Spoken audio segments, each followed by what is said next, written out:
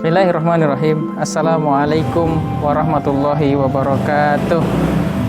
Alhamdulillah wassalatu wassalamu ala Rasulillah wa ala alihi wa sahbihi wa mawalah. La haula wa la quwata illa billah. Asyhadu an la ilaha illallah wahdahu la syarikalah wa asyhadu anna Muhammadan abduhu wa rasuluh la nabiyya wa la rasula ba'dah. Allahumma shalli ala sayyidina Muhammad wa ala alihi wa sahbihi wa barik wasallim wa radhiyallahu ta'ala anhu ajmain, amma ba'du. Ada beberapa alasan kenapa kita sangat perlu mempelajari kisah atau sirah dari sahabat Nabi Shallallahu Alaihi Wasallam.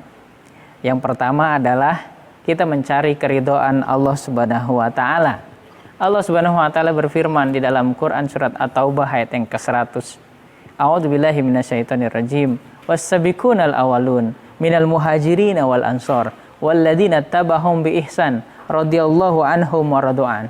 Adapun orang-orang yang awal-awal masuk Islam dari golongan muhajirin dan ansor dan orang-orang yang mengikuti mereka dengan baik, Allah ridho kepada mereka dan mereka ridho kepada Allah.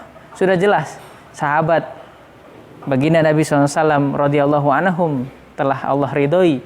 Wasabiqunal awalun minal muhajirin wal ansor. Orang-orang awal masuk Islam dari golongan muhajirin dan orang-orang Ansor. Ada kesempatan kita di situ, di mana walladzina tabahum bi ihsan, dan orang-orang yang mengikuti mereka dengan baik.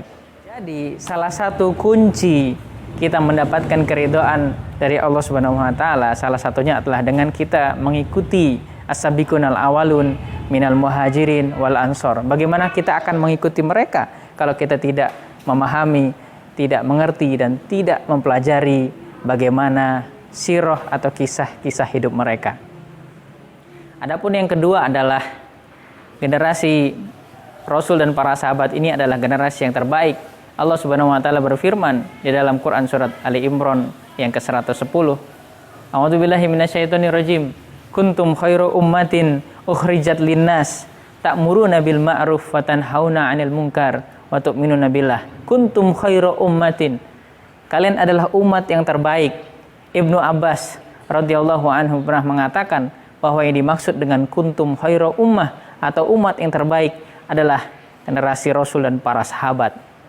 Ibnu Katsir rahimahullahu taala di dalam tafsirnya, tafsir Ibnu Katsir menafsirkan kuntum khairu ummah ini berlaku untuk seluruh umat Islam, akan tetapi terkhusus untuk Rasul dan para sahabatnya, yakni generasi as-sabiqunal awalun atau generasi awal.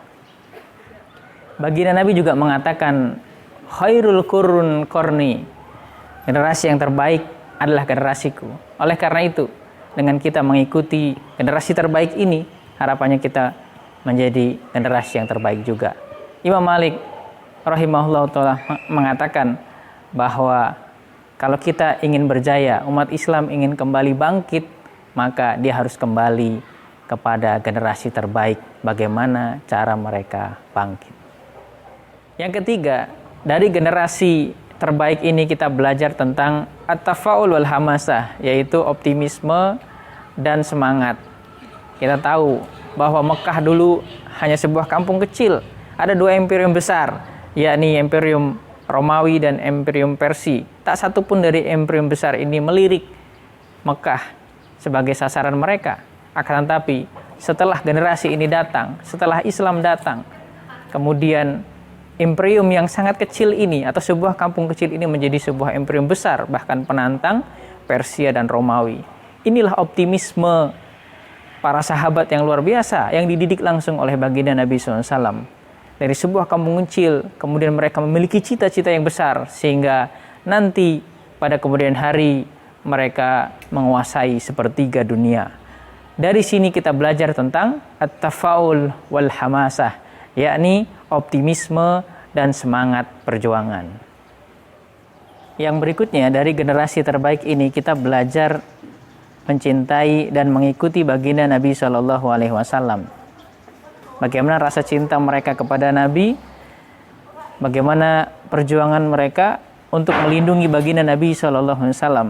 Bahkan mereka merelakan jiwa mereka, akan tetapi yang terpenting adalah keselamatan dari baginda Nabi Shallallahu Alaihi Wasallam. Berikutnya kita belajar mengikuti sunnah-sunnah dari baginda Nabi SAW melalui para sahabat ini.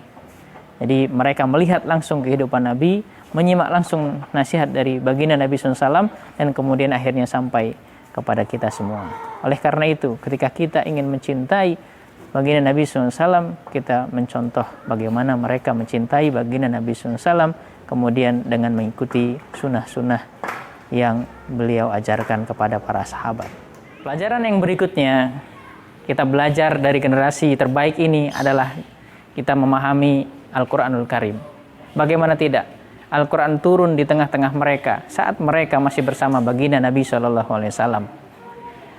Tidak sedikit ayat yang turun atas sebab dari peristiwa yang terjadi pada diri mereka. Oleh karena itu, Al-Quran sangat dekat dengan mereka.